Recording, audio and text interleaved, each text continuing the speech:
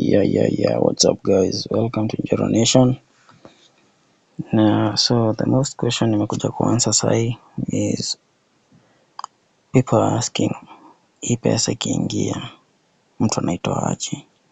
So once you have your PayPal account, pesa imeingia. So pesa ikiingia haingii kwa PayPal direct, so inakuja kwa email. So first you open your email, then the first thing you see kwa email ni kitu inakuambia kitu kama hii, kuambia redeem. So me have already redeemed, nikatuma kwa PayPal. So as you can see hapa hivi kwa notification, ndio you have received. So hadi nikiklik hiyo link hapa itaniambia nisha redeem, your payment is complete. Hapa hivi nisha redeem na email yangu mbio mbaya. So how to withdraw to M-Pesa? Very simple. Open your M-Pesa app. Haya, weka pin yako. Haya, then scroll down. Tafuta PayPal, you'll see PayPal here. Kama uja login itakwambia ulogin. So put your email and password hapa hivyo kama kawaida, na hakikisha hiyo PayPal account yako ina match na namba yako ya M-Pesa. Okay, once that's done. So guys, as you can see in your sequel, I'm not trying to shout here. Balance date and 69.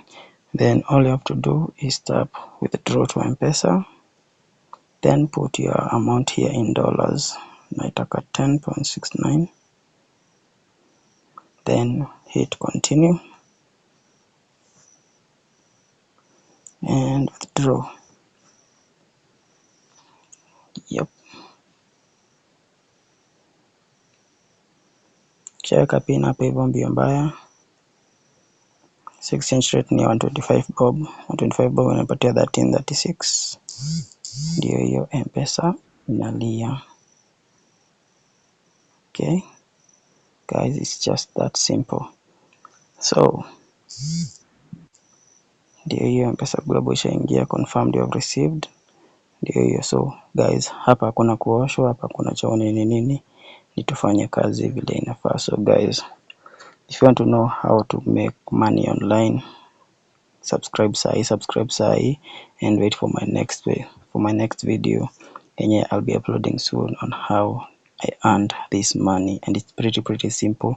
Ni rahisi. Hiyo pesa nimetoa hapa hivyo, it's just a 1 hour job. So kaenda kakiendanga. See you in the next video.